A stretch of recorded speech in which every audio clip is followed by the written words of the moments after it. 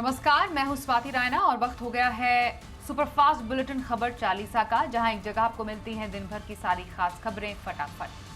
कारोबार राजनीति के साथ बुलेटिन के दूसरे हिस्से में होंगी तमाम राज्यों की बड़ी खबरें, स्पोर्ट्स एंटरटेनमेंट के साथ ग्लोबल खबरों का हाल। शुरुआत करते हैं कारोबार से जुड़ी खबरों के साथ। तो बढ़ती ब्याज दरों का असर अब ग्रोथ पर भी दिखने लगा है। आज जारी हुए आंकड़े इस ओर संकेत दे रहे हैं। मौजूदा वित्त वर्ष की तीसरी तिमाही यानी अक्टूबर दिसंबर के दौरान देश का जीडीपी ग्रोथ घटकर 4.4% पर आया है। इसी दौरान पिछले वित्त वर्ष में जीडीपी ग्रोथ रेट 5.2% पर थी। हालांकि 2022-23 के पूरे साल के लिए जीडीपी ग्रोथ अनुमान को 7% पर बरकरार रखा गया है। तीसरी तिमाही में कंस्ट्रक्शन सेक्टर ग्रोथ सालाना आधार पर 0.2% से बढ़कर 8.4% रही है। माइनिंग और सर्विस सेक्टर ग्रोथ पिछले साल के मुकाबले गिरी है। अक्टूबर दिसंबर के दौरान सालाना आधार पर मैन्युफैक्चरिंग सेक्टर ग्रोथ 1.3% से घटकर -1.1% पर रही है। चालू वित्त वर्ष के शुरुआती 10 महीने यानी अप्रैल से जनवरी के बीच भारत का वित्तीय घाटा बढ़कर 11,90,000 करोड़ पर पहुंच गया है। इसी दौरान पिछले वित्त वर्ष में वित्तीय घाटा 9,37,000 करोड़ रहा था। ये पूरे वित्त वर्ष के वित्तीय घाटे के अनुमान का 68% है। अप्रैल जनवरी के दौरान रेवेन्यू गैप सालाना आधार पर 5,28,000 करोड़ से बढ़कर 6,78,000 करोड़ रुपए रहा। इस दौरान सरकारी खर्च बढ़कर 31,67,000 करोड़ रुपए पर पहुंच गया। अप्रैल जनवरी में टैक्स से आय सालाना आधार पर 20,98,000 करोड़ रुपए से बढ़कर 23,62,000 करोड़ रुपए पर रही है। देश के कोर सेक्टर में जनवरी महीने में तेजी देखने को मिली है। इस दौरान कोर सेक्टर की विकास दर बढ़कर 7.8% पर पहुंच गई है। दिसंबर महीने में ये 7% रही थी। जनवरी 2022 में आंकड़ा 4% पर था। आपको बताएं, कोयला, कच्चा तेल, उर्वरक, स्टील, रिफाइनरी प्रोडक्ट, बिजली, सीमेंट और प्राकृतिक गैस जैसे 8 क्षेत्र को कोर इंडस्ट्रीज कहा जाता है। ये किसी भी देश की इकोनॉमी के बुनियाद होते हैं। जनवरी महीने में कोल, नेचुरल गैस, फर्टिलाइजर, स्टील और सीमेंट प्रोडक्शन में बढ़त दर्ज हुई है। बाजार लगातार 8वें दिन गिरावट के साथ बंद हुए। फार्मा, एनर्जी, मेटल और आईटी शेयरों में बिकवाली ने बाजार पर दबाव बनाया। इंफ्रा और एफएमसीजी शेयरों पर दबाव देखने को मिला। फरवरी महीने की बिक्री के आंकड़े जारी होने से पहले ऑटो शेयरों में तेजी देखने को मिली। आज वेदांता के शेयरों की जमकर पिटाई हुई, करीब 6% गिरकर बंद हुआ। कारोबार के अंत में सेंसेक्स 326 अंक टूटकर 58,962 के लेवल पर बंद हुआ। निफ्टी 89 अंक गिरकर 17,300 के पार बंद हुआ। बैंक निफ्टी में करीब 40 अंकों की गिरावट दर्ज की गई। आज सेंसेक्स के 30 में से 20 शेयरों में गिरावट रही। सेंसेक्स पर सबसे ज्यादा गिरावट टाटा स्टील में रही। ये 2% से ज्यादा की गिरावट के साथ बंद हुआ। Reliance industries, Bajaj Finserv, Infosys, ITC, भारतीय एयरटेल, एक्सिस बैंक जैसे शेयर 1% से ज्यादा की कमजोरी के साथ बंद हुए। आज सेंसेक्स पर सबसे ज्यादा तेजी एशियन पेंट में रही। 3% से ज्यादा की मजबूती के साथ ये बंद हुआ। Mahindra and Mahindra power grid के शेयरों में 1% से ज्यादा की मजबूती थी। 5 सत्रों में गिरावट के बाद आज मिड कैप में रिकवरी आई है। ब्रोकर का कारोबार डूब जाने पर एक्सचेंज से केवल निवेशकों को भरपाई का नियम है। हाल में सिक्योरिटीज अपीलेट ट्रिब्यूनल ने एक मामले में अपना आदेश सुनाया। इसमें एक्सचेंज ने यह कहकर क्लेम नकार दिया था कि सौदा सही नीयत से नहीं किया गया था। इसके खिलाफ अपील पर ट्रिब्यूनल ने निवेशक के हित में फैसला दिया और कहा कि अगर एक्सचेंज प्लेटफॉर्म पर सौदा हुआ तो क्लेम का हक है। सैट ने अपने फैसले में कहा कि एक्सचेंज पर वाजिब सौदा हुआ तो मुआवजे का हक होगा। सैट ने ताजा ऑर्डर में निवेशक को मुआवजा देने को कहा है। क्रेडिट कार्ड के इस्तेमाल में तेजी जारी है। ताजा रिपोर्ट के मुताबिक क्रेडिट कार्ड से खरीदारी लगातार 11 महीने यानी जनवरी में 1 लाख करोड़ के पार रही है।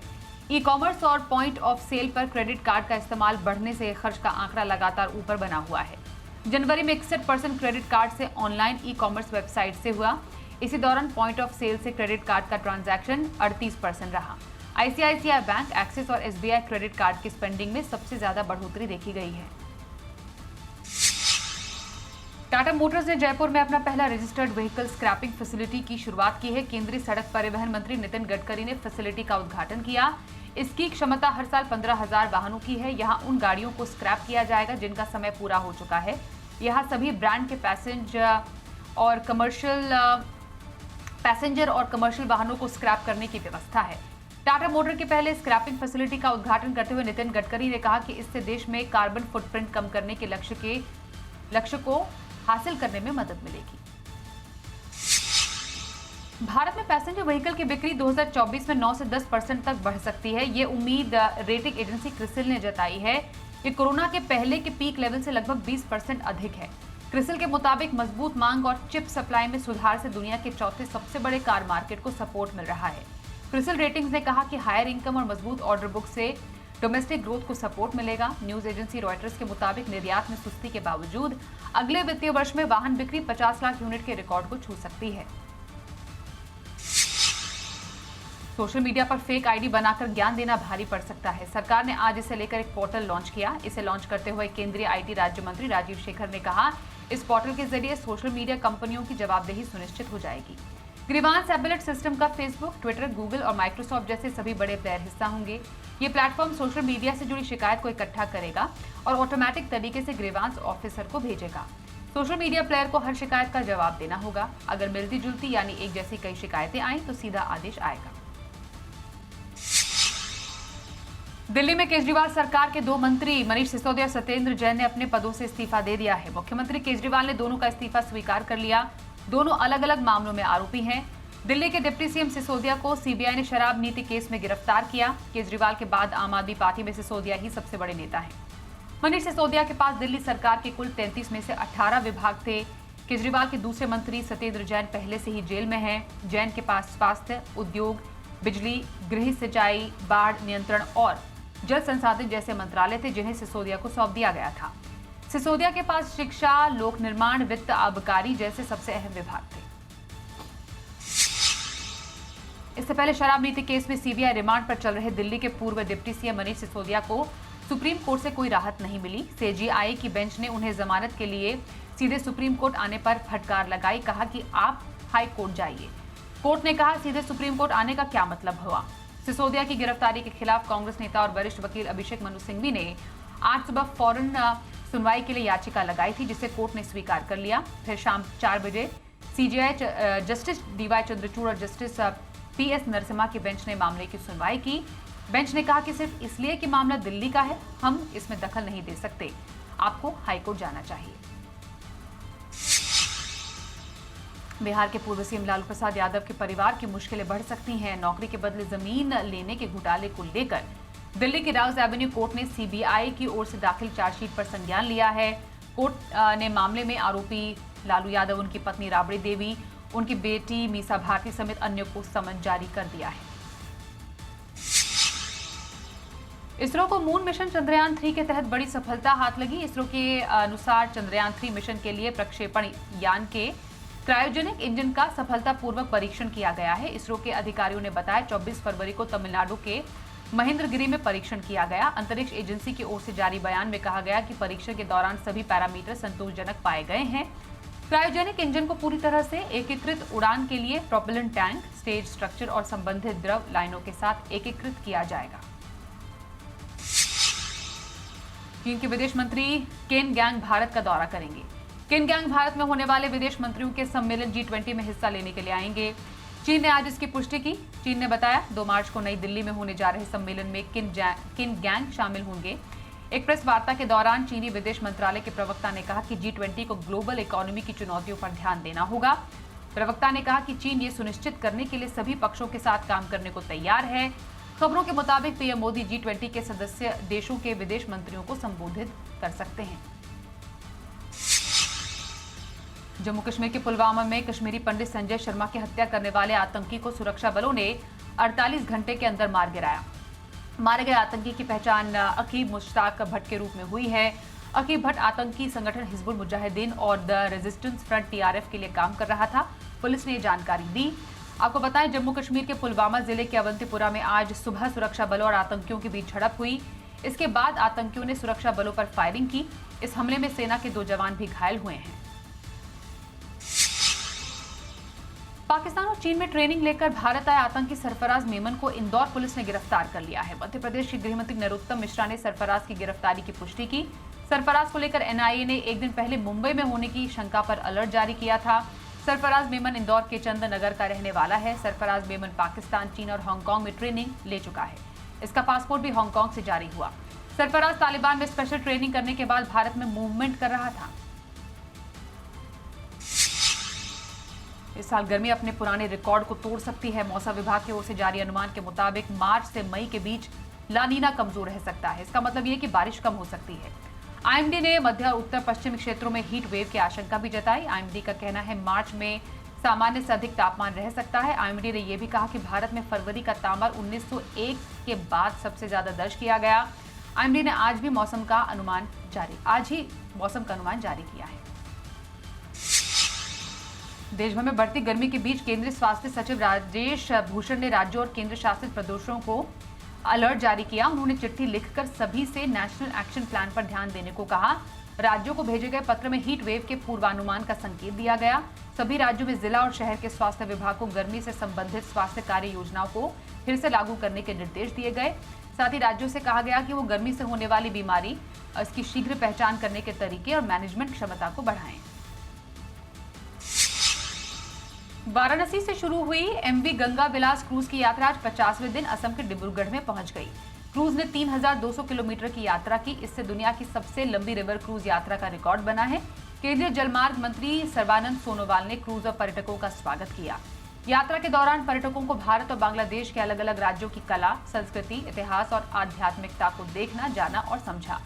आपको बताएं 13 जनवरी को प्रधानमंत्री नरेंद्र मोदी ने यात्रा को हरी झंडी दिखाई थी। इस क्रूज में 5 स्टार होटल जैसी लग्जरी सुविधाएं हैं। इस रिवर क्रूज में 32 विदेशी टूरिस्ट ने यात्रा की। तय प्रोग्राम के मुताबिक 1 मार्च को डिब्रूगढ़ पहुंचना था, लेकिन एक दिन पहले ही अपने डेस्टिनेशन पर पहुंच गया। उत्तर प्रदेश के उमेशपाल हत्याकांड का मुख्य साजिशकर्ता सदाकत खान समाजवादी पार्टी का करीबी निकला है। उसकी कई फोटो इंटरनेट मीडिया में वायरल हुई है। इसमें एक फोटो समाजवादी पार्टी के राष्ट्रीय अध्यक्ष अखिलेश यादव के साथ भी है। इसमें सदाकत अखिलेश से हाथ मिलाता हुआ दिख रहा है। उसके कंधे में सपा का पट्टा है। इसके अलावा सदाकत खान अतीक अहमद के परिवार का भी करीबी है। अखिलेश के साथ सदाकत की तस्वीर वायरल होने के बाद यूपी की सियासत एक बार फिर गर्मा गई है। उमेशपाल हत्याकांड में पुलिस ने नफीस अहमद को गिरफ्तार कर लिया है। नफीस माफिया अतीक अहमद का बेहद करीबी है। ये ईट ऑन बिरयानी नाम से बिरयानी बेचता है। आरोप ये कि हत्यारे जिस कार से गए थे वो नफीस की थी। नफीस अतीक का फाइनेंस भी है। इसके पहले सीएए एनआरसी के विरोध में हुए प्रदर्शन में शामिल लोगों को नफीस फ्री में बिरयानी खिलाता था। साथ ही उनकी आर्थिक मदद भी करता था। उमेशपाल हत्याकांड से कुछ दिन पहले कार को अतीक गैंग के लोगों तक पहुंचाया गया। हत्या से पूर्व धूमनगंज में उमेशपाल के घर के आसपास की रेकी करने के लिए भी इस कार का प्रयोग किया गया था। बिहार विधानसभा में आज साल 2023-24 का बजट पेश किया गया। राज्य के वित्त मंत्री विजय चौधरी ने बजट पेश करते हुए कहा, राज्य में करीब 75,000 पदों पर पुलिसकर्मियों की बहाली होगी। साथ ही उन्होंने स्कूलों में करीब 42,000 पदों पर शिक्षकों की बहाली का ऐलान किया। विजय चौधरी ने कहा, इसमें प्राइमरी स्कूलों में प्रधान शिक्षकों के करीब 40,546 पदों का सृजन किया जाएगा।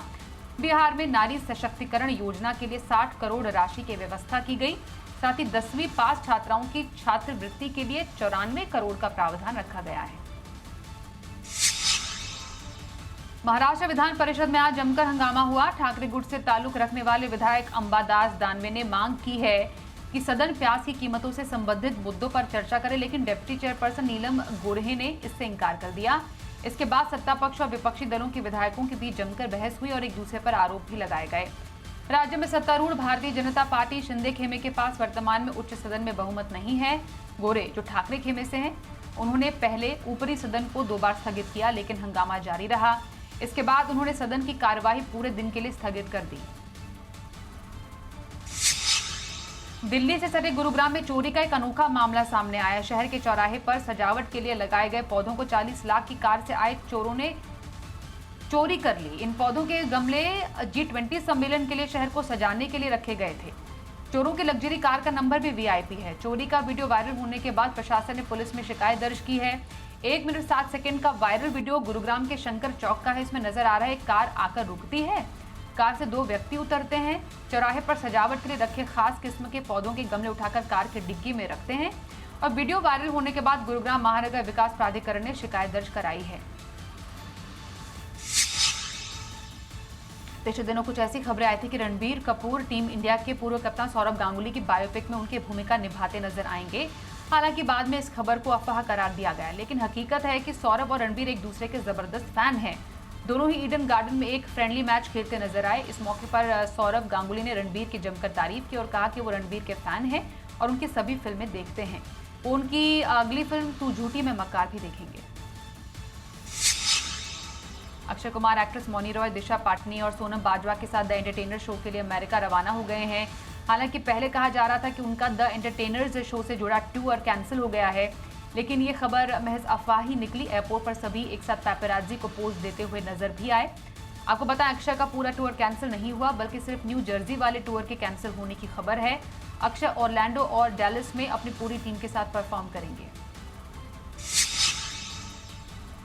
समांथा रूथ प्रभु इन दिनों अमेरिकन सीरीज सिटाडेल के हिंदी अडेप्टेशन की शूटिंग में बिजी है। सिटाडेल की शूटिंग के दौरान वो सेट पर घायल भी हो गई। इसकी जानकारी उन्होंने खुद इंस्टा स्टोरी पर एक पोस्ट शेयर करके दी है। समांथा रूथ प्रभु ने जो तस्वीर शेयर की उसमें उन्होंने अपने दोनों हाथों को दिखाया, जिसमें देखा जा सकता है कि उनके अंगूठों पर चोट के निशान हैं। आपको बताएं, सिटाडेल सीरीज के ओरिजिनल निर्माता रूसो ब्रदर्स हैं, जिसमें एक्टर रिचर्ड मैडन और प्रियंका चोपड़ा जैसे सितारे नजर आने वाले हैं। नंदिता दास के निर्देशन में बनी फिल्म ज़्विगाटो में कपिल शर्मा का एक अलग अवतार देखने को मिलेगा। ये फिल्म में फूड डिलीवरी बॉय की भूमिका निभा रहे हैं। कपिल फूड डिलीवरी के दौरान अपने रास्ते में आए हर बाधा और परेशानी को इग्नोर कर अपना काम करते हैं। एक्ट्रेस शाहना गोस्वामी फिल्म में कपिल की पत्नी प्रतिमा का किरदार निभा रही हैं, जो अपने पति की सबसे बड़ी सपोर्ट सिस्टम है। फिल्म 17 मार्च 2023 को सिनेमाघरों में रिलीज हो रही है। हाल ही में रिलीज हुई शाहिद कपूर की वेब सीरीज फर्जी को ओटीटी पर शानदार रिस्पांस मिला। अमेजन प्राइम पर रिलीज हुई ये सीरीज ऑडियंस को काफी पसंद आ रही है। ऐसे में शाहिद कपूर ने वेब सीरीज फर्जी के पार्ट 2 का ऐलान कर फैंस के एक्साइटमेंट को और बढ़ा दिया। आपको बताएं, फर्जी के पार्ट 1 में शाहिद अपने नाना की बंद हो रही प्रिंटिंग प्रेस में नकली नोटों का कारोबार शुरू करते हैं। ये भी बताएं, शाहिद के अलावा फिल्म में इस सीरीज में दक्षिण के सुपरस्टार विजय सेतुपति ने अहम भूमिका निभाई है। ऑस्ट्रेलिया के खिलाफ बॉर्डर गावस्कर ट्रॉफी का तीसरा टेस्ट मैच कल यानी 1 मार्च से शुरू हो रहा है। सीरीज में 2-0 से आगे चल रही टीम इंडिया की नजर इस टेस्ट में जीत हासिल कर सीरीज पर कब्जा जमाने की होगी। तीसरे टेस्ट मैच में जीत भारत को टेस्ट चैंपियन के फाइनल में पहुंचाएगी, साथ ही टेस्ट क्रिकेट की रैंकिंग में नंबर 1 का तमगा भी दिलाएगी। टीम इंडिया के कप्तान रोहित शर्मा का कहना है, टॉप ऑर्डर ने अभी तक उतने रन नहीं बनाए जितनी उम्मीद की जा रही थी, लेकिन हमारी कोशिश ये है कि टॉप में क्वालिटी लाई जाए, जिसका रिजल्ट जरूर मिलेगा। मास्टर ब्लास्टर सचिन तेंदुलकर को वानखेड़े स्टेडियम की ओर से बहुत ही जल्द एक खास तोहफा मिल सकता है। तेंदुलकर ने अपने अंतर्राष्ट्रीय करियर का आखिरी मैच 2013 में वानखेड़े के स्टेडियम में ही खेला था। अब उनके रिटायरमेंट के 10 साल बाद मुंबई क्रिकेट एसोसिएशन की ओर से वानखेड़े स्टेडियम में क्रिकेट के भगवान सचिन का स्टैचू लगाने का फैसला किया गया। तेंदुलकर को ये तोहफा उनके 50वें जन्मदिन पर या फिर वनडे वर्ल्ड कप 2023 के दौरान मिल सकता है। सचिन ने अपने करियर की शुरुआत भी वानखेड़े मैदान पर ही की थी। आईपीएल 2023 से पहले मुंबई इंडियंस को बड़ा झटका लगा है। टीम के स्टार तेज गेंदबाज जसप्रीत बुमराह अपनी इंजरी के चलते 16वें सीजन से बाहर हो गए हैं। बुमराह लंबे वक्त से क्रिकेट से दूर चल रहे हैं। उन्होंने अपना आखिरी मैच सितंबर 2022 में खेला था। आपको पता है, बुमराह मुंबई इंडियंस के मेन तेज गेंदबाज है। पिछले सीजन में भले ही मुंबई का प्रदर्शन खराब रहा हो, लेकिन बुमराह ने शानदार गेंदबाजी की थी। 14 मैचों में कुल 15 विकेट चटकाए थे। अर्जेंटीना के कप्तान और दुनिया के दिग्गज फुटबॉलर में शुमार लियोनेल मेसी ने एक बार फिर फीफा 2022 का द बेस्ट प्लेयर अवार्ड अपने नाम कर लिया है। मेसी ने हाल ही में खेले गए फीफा वर्ल्ड कप में अर्जेंटीना को खिताब दिलवाया था। इसके अलावा वर्ल्ड कप विनिंग स्क्वाड के कोच लियोनेल स्कलोनी को बेस्ट कोच का अवार्ड मिला। 2016 में शुरू हुए इस अवार्ड को मेसी 2 बार अपने नाम कर चुके हैं। इसके अलावा क्रिस्टियानो रोनाल्डो और रॉबर्ट लेवानडोस्की भी 2 बार ये अवार्ड जीत चुके हैं। मेसी ने इस बार फ्रांस के एम्बापे और करीम बेंजेमा को हराकर यह अवार्ड अपने नाम किया। मेसी ने सोशल मीडिया के जरिए अवार्ड की तस्वीरें शेयर कर फैंस का शुक्रिया भी अदा किया। इंग्लैंड और न्यूजीलैंड के बीच खेली गई 2 टेस्ट मैचों की सीरीज 1-1 से बराबरी पर रही। सीरीज में इंग्लैंड ने पहले मैच में 267 रनों से जीत दर्ज की। दूसरे मैच में इंग्लैंड 1 रन से हार गई। दूसरे टेस्ट में न्यूजीलैंड के कप्तान टिम साउदी ने बैटिंग में कमाल कर दिया। साउदी ने दूसरे टेस्ट की न्यूजीलैंड की पहली पारी में बल्लेबाजी करते हुए 49 गेंदों पर 73 रनों की ताबड़तोड़ पारी खेली। टिम साउदी ने इंग्लैंड के खिलाफ खेले गए दूसरे टेस्ट मैच में 6 छक्के लगाकर कई दिग्गज क्रिकेटर्स का रिकॉर्ड तोड़ा। टिम साउदी ने टेस्ट करियर में 82 छक्के पूरे कर लिए। उन्होंने धोनी, केविन पीटरसन, मिसबाह उल हक को टेस्ट क्रिकेट में 6 लगाने के मामले में पीछे छोड़ दिया है। अमेरिका के एनर्जी डिपार्टमेंट ने पहले दावा किया कि कोरोना वायरस चीन के वुहान लैब से लीक हुआ, लेकिन चीन के अमेरिकी दावे को खारिज करने के बाद अब व्हाइट हाउस ने कहा कि कोविड-19 वायरस के लीक होने को लेकर अभी कोई पक्का नतीजा नहीं निकला है। अमेरिका की राष्ट्रीय सुरक्षा परिषद के प्रवक्ता जॉन कर्बी ने कहा कि हमारे इंटेलिजेंस डिपार्टमेंट और सरकार अभी भी कोरोना की लीक होने को लेकर जांच कर रही है। इसमें भी कोई निश्चित निष्कर्ष नहीं निकला है, इसलिए इस मामले में कुछ भी कहना मुश्किल है। पाकिस्तान के एक कोर्ट ने पूर्व प्रधानमंत्री इमरान खान के खिलाफ तोशखाना मामले में गैर जमानती वारंट जारी कर दिया है। वहीं 2 अन्य मामलों में अदालत ने उन्हें जमानत दे दी है। इस दौरान कोर्ट परिसर के बाहर पूर्व पीएम इमरान के सैकड़ों समर्थकों ने अपने नेता को सपोर्ट किया और खूब हंगामा भी किया। पाकिस्तान तहरीक इंसाफ के प्रमुख खान ने लाहौर के जमा पार्क स्थित अपने आवास से इस्लामाबाद की यात्रा की और यहां पर 3 अदालती मामलों में पेश हुए। नेपाल में एक बार फिर से सियासी संकट की आशंका दिख रही है। गठबंधन सरकार में शामिल नेपाल यूनिफाइड मार्क्सिस्ट लेनिनिस्ट ने अलायंस छोड़ने का ऐलान किया। इसके चीफ पूर्व प्रधानमंत्री केपी शर्मा ओली है। गठबंधन में आई दरार के बाद नेपाल के पीएम पुष्पकमल दहल उर्फ प्रचंड ने 3 मार्च को होने वाला अपना कतर दौरा रद्द कर दिया। 3 मार्च से कतर की राजधानी दोहा में सबसे कम विकसित देशों की 5वीं कॉन्फ्रेंस होने वाली थी, जिसमें प्रचंड का हिस्सा लेना काफी जरूरी था। 9 मार्च को नेपाल में राष्ट्रपति का चुनाव होना है। रूस यूक्रेन जंग के बीच यूक्रेन को हथियार देने के चलते फ्रांस सरकार को अपने ही देश में विरोध झेलना पड़ रहा है। पेरिस में हजारों लोग सैकड़ों सड़कों पर फ्रांस सरकार के इस फैसले के खिलाफ नारेबाजी कर रहे हैं। लोगों का कहना यह है कि हथियार देने से जंग बढ़ती जाएगी। अगर फ्रांस सरकार वाकई मदद करना चाहती है तो उससे रूस को हमला करने से रोकना होगा। लोगों ने यूक्रेन के समर्थन में मार्च करते हुए शांति की मांग की। इसी तरह का मार्च जर्मनी के बर्लिन में भी निकाला गया। लोगों ने रूस से बातचीत करके मसले का हल निकालने की मांग की। फिलिस्तीनी गनमैन के हाथों 2 इजरायलियों की मौत के बाद वेस्ट बैंक में हिंसा भड़क गई है। वेस्ट बैंक पर रह रहे इजरायली लोगों ने फिलिस्तीनी गांवों पर हमला बोला है। इस हमले में एक फिलिस्तीनी की मौत हुई है। वहीं करीब 390 फिलिस्तीनी इस हमले में घायल हुए। हमला नबलस शहर के 4 गांवों में हुआ। हमले के जवाब में फिलिस्तीनी हमलावरों ने एक इजरायली अमेरिकी व्यक्ति की गोली मारकर हत्या की। फिलिस्तीनी गांवों पर हुए हमले में 30 से ज्यादा घर तो करीब 100 कारों में आग लगा दी गई। खबर 40 में बस इतना ही। देखते रहिए जी बिजनेस।